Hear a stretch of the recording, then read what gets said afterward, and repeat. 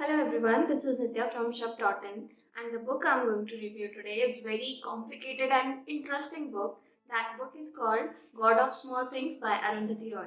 So this book was first published in 1997 and आप believe नहीं करेंगे in the same year उसी साल से साले पब्लिश हुई इस बुक को बुकर प्राइज से नॉमिनेट किया गया एंड ये जीती इसको। तो ये जो बुक है ये एक फैमिली ड्रामा के बारे में है, बहुत सारी कंट्रोवर्सीज के बारे में है, बहुत सारे डिफरेंसेस के बारे में है जो पहले किए जाते थे।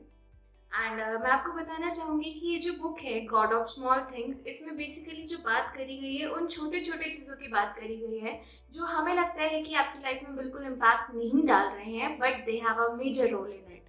फिर मैं आपको बताना चाहूँगी कि इस बुक में जिस लड़की की बात करी गई है यानी जो मेन कैरेक्टर है, आप कह सकते हैं एक तरीके से, that character is the most broken character in the whole story, in the whole novel.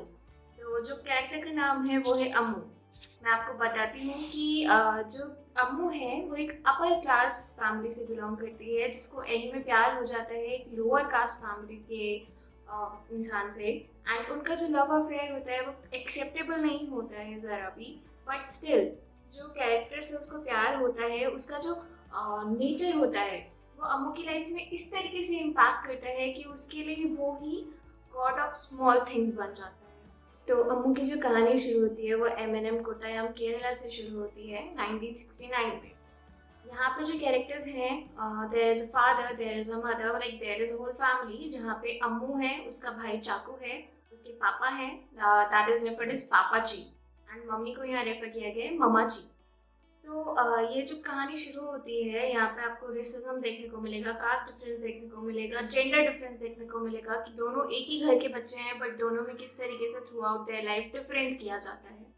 तो जो अम्मू है उसने हमेशा से देखा है कि जो पापा जी हैं वो मम्मा के साथ अच्छा बिहेव नहीं करते हैं, वो उनको मारते पीटते हैं और बहुत ही अब्यूजिव मैरिज है, but still they are figuring it out, कैसे भी उनकी जो गाड़ी है वो चल रही है।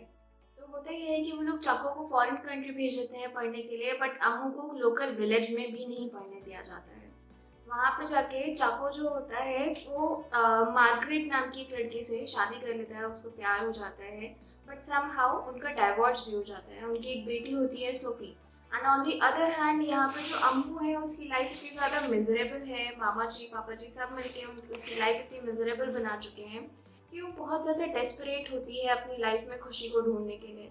तो उनकी फैक्ट्री में एक इंसान काम करता है जिसको रेफर किया गया है बाबा के नाम से। तो अम्मू जो होती है वो इतनी ज़्यादा डेस्परेट है खुशी के लिए, वो बाबा से थोड़ा सा अफेक्शनेट फील करती है एंड उन दोनों की शादी हो जाती है।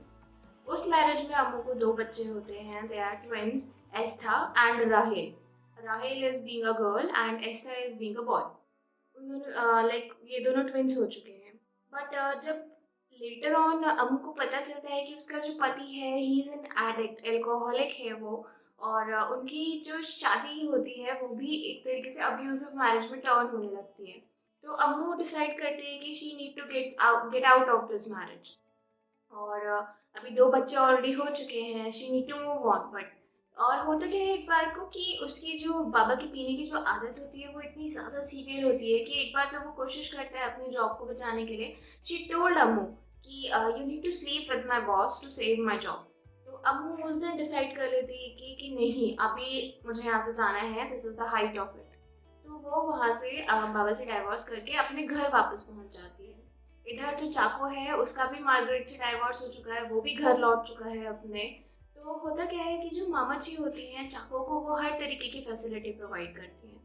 In fact what she do is कि जो सिंगल लेडीज होती हैं उसको चाको के कमरे में भेजती हैं and when the family questions तो वो सबको बोलती हैं कि ये लड़के की नीड होती है। And on the other hand जो अम्मू है उसको बहुत बेकार से ट्रीट किया जा रहा है and she is being force to leave the house and being told कि तुम अपने पति के साथ जाके ही रहो, एक लड़की की शादी के बाद घर में कोई जगह नहीं होती है। There is one more character to the story जिनको आप विलन रेफर कर सकते हैं। इनका नाम है बेबी कोचम्मा, जो है पापा जी की सिस्टर। तो वो जो है उनकी भी एक बैक स्टोरी है, मैं अभी आगे चल के आपको बता देती हूँ। बेबी कोचम्मा की जो स्टोरी है वो ये है कि बचपन में लाइक यंग एज में उनको एक फादर मुलिंगन होते हैं, उनसे प्यार हो जाता है, क्रिश्चियन। तो वो उनके प्यार में इतनी ज़्यादा पागल हो जाती हैं कि वो अपना धर्म परिवर्तन कर लेती हैं, कॉन्वेंट जॉइन कर लेती हैं। बट लेटर ऑन उनको रियलाइज़ होता है कि जिस इंसान को मैं प्यार करती हूँ शायद मैं उसे कभी पा ही नहीं सकती, because he is not interested in me, he is not giving any attention. तो समहाउ वो कॉन्वेंट से निकलती हैं और फिर उसके बाद वो अनमैरिड रहती हैं हमेशा। बट डे बाय डे वो इतनी ज़्यादा बिटर हो जाती हैं कि उनको भी ये चीज़ रियलाइज़ नहीं होती है। उनका जो नेचर होता है वो ऐसा टर्न आउट हो जाता है कि वो हर वक़्त बर्बादी की तरफ बढ़ती हैं, हर वक़्त कलेश की तरफ बढ़ती हैं।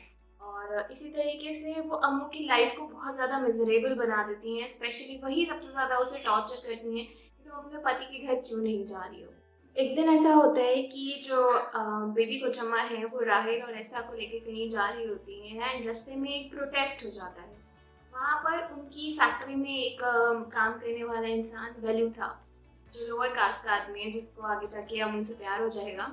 उनको प्रोटेस्ट में वो मिलता है एंड एस्था और जो राहेल होते हैं वो दोनों बहुत ज़्यादा ट्रॉमेटाइज्ड हो जाते हैं उस चीज़ से कि प्रोटेस्ट में, क्योंकि वो दोनों अभी छोटे हैं और एक प्रोटेस्ट उन्होंने पहली बार फेस किया है, सो दे गॉट ट्रॉमेटाइज्ड। तो उस टाइम पे वेलुथा उनको बचा लेता है। तो उस इंसिडेंट के बाद से जो बच्चे होते हैं दोनों Estha and Rahel, they got attached to Velutha and constantly उन लोग का मिलना जुलना होता है and this is how Ammu gets to meet Velutha. And उसको भी फिर बहुत ज़्यादा अफेक्शनेट फील होने लगता है क्योंकि जो अम्मू है वो बहुत ज़्यादा अकेली है पूरे टाइम में and she is trying to find the happiness for herself. तो वो वेल्यूथा से प्यार करने लगती है। बट जो उनका लव अफेयर होता है वो सोसाइटी में बिल्कुल भी एक्सेप्टेबल नहीं होता है, तो वो सीक्रेटली एक दूसरे को डेट कर रहे होते हैं।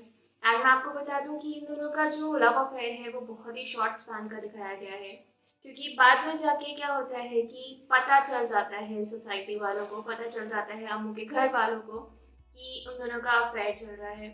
इसी बीच होता क्या है कि पापा जी की भी डेथ हो जाती है और फिर उसके बाद जो परेशानियाँ हैं अम्मू की वो डे बाय डे इंक्रीज़ ही हो रही हैं।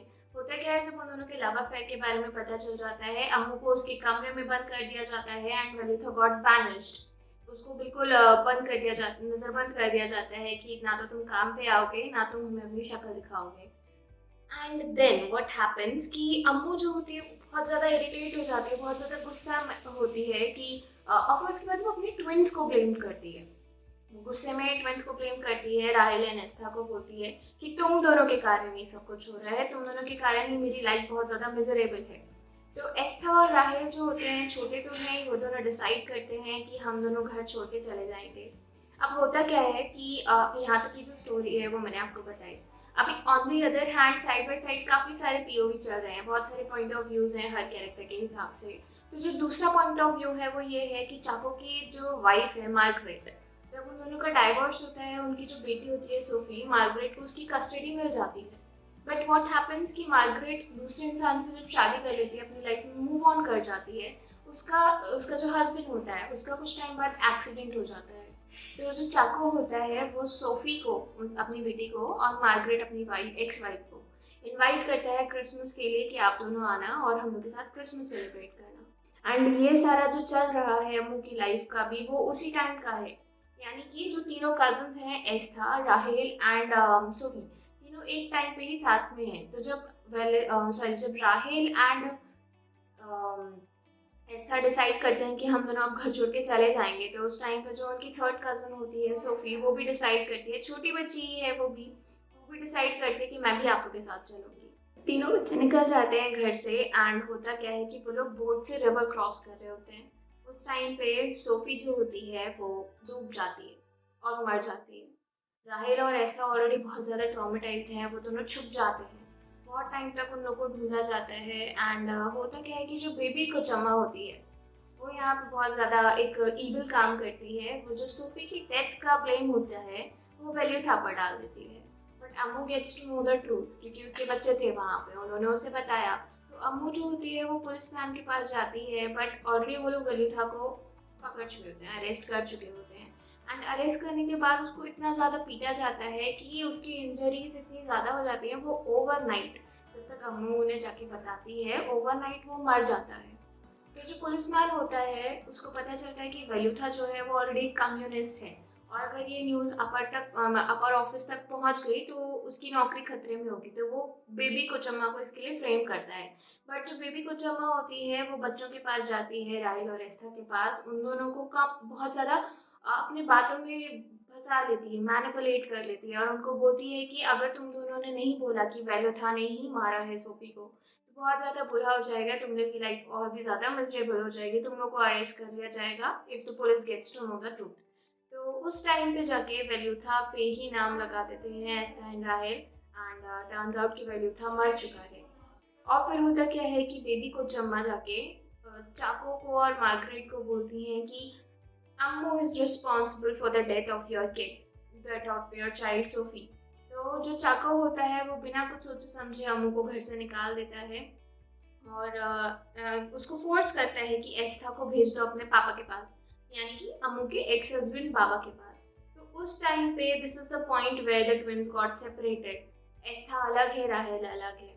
फिर स्टोरी चल रही है एंड वो लोग अभी अम्मू जो है, जो करंट सेटिंग है, अम्मू एक मोटेल में है, 31 ईयर्स की हो चुकी है एंड अम्मू लोनलीनेस के कारण मर जाती है। ऑन द अदर हैंड जो राहेल है, जिसकी कस्टडी अम्मू के पास थी, कस्टडी नहीं कहेंगे, जिसको अम्मू ने अपने पास रखा था क्योंकि उसके पास कोई और ऑप्शन नहीं था। तो जो राहेल होती है वो पूरी सोसाइटी से लड़के, जितने भी उसकी लाइफ में मिजरी होती है, उन सबसे आगे बढ़ के पढ़ लिख कर एक बहुत सक्सेसफुल लेडी बन जाती है। शी गॉट मैरिड एंड होता क्या है कि अभी एस्था जो है वो भी बड़ा हो चुका है, दोनों ट्विंस हैं, दोनों बड़े हो चुके हैं, अभी वो दोनों सेपरेटेड हैं, एक दूसरे को नहीं मिले हैं। बट टर्न्स आउट कि अम्मू के मरने के बाद वो दोनों एक टाइम पे आके मिलते हैं, एस्था एंड राहेल मिलते हैं वहाँ पे और वो दोनों बहुत ज़्यादा क्लोज हो जाते हैं, इंटीमेट हो जाते हैं, फिजिकल रिलेशनशिप में इन्वॉल्व हो जाते हैं, but just for one night. And जो नॉवल का एंड है वो वहाँ ये होता है कि एस्था और राहेल ने जब फिजिकल हो गए हैं, वो दोनों फिजिकली इन्वॉल्व हो गए हैं रिलेशनशिप में, तो वो दोनों डिसाइड करते हैं कि जो भी हुआ है हमारे बीच, this is only the sharing of grief and this is not out of the happiness, and that's how the novel ends. मैं अगर बताऊं आपको, बहुत ही ज़्यादा कॉम्प्लिकेटेड नॉवल है, बहुत ही ज़्यादा ट्रैजिक नॉवल है। इस नॉवल में एक भी कैरेक्टर ऐसा नहीं है that is leading a happy life. Her novel के मतलब हर कैरेक्टर के पीछे कोई ना कोई ट्रेजेडी जुड़ी हुई है, जैसे Baby Kochamma, she is the villain, but उसका तो प्यार से ही भरोसा उठ गया बचपन में। एंड देन अम्मू, अम्मू की पूरी लाइफ निकल गई यही ढूंढने में कि कोई मुझे मिले। बट यहाँ पे वेलुथा को जो है गॉड ऑफ स्मॉल थिंग्स क्यों रेफर किया गया है, वो इसीलिए रेफर किया गया है, जब अम्मू बहुत ज़्यादा परेशान थी वो नदी के किनारे जाके बैठती थी, वहाँ पे वेलुथा आता था, उससे मिलता था, दैट वाज देयर प्लेस। तो जो वेलुथा था उसका जो नेचर था वो इस तरीके का था कि अम्मू को वो बहुत खुश करता था छोटी छोटी चीज़ों से। तो अम्मू ने ये बता मतलब पूरी स्टोरी का जो एक मॉरल है वो यही निकल कर आता है कि जैसे वेल्यूथा में बहुत थोड़ी सी एक जैसे कहते हैं ना हैप्पीनेस की किरण उसको नजर आई अम्मू को।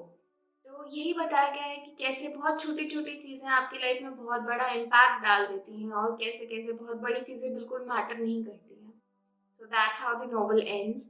आप मुझे ज़रूर बताइएगा कि आपको ये नॉवल कैसी लगी, एंड आप लोग को भी ये नॉवल ज़रूर पढ़नी चाहिए। मैं आपको बताऊँ कि आपको एक बार में ये नॉवल नहीं समझ आएगी, मे बी आपको बहुत ज़्यादा कॉम्प्लिकेटेड लगे, कॉम्प्लेक्स लगे, but it is worth reading. So thank you for watching this video. For more reviews, you can subscribe to our YouTube channel. Thank you. Have a great time.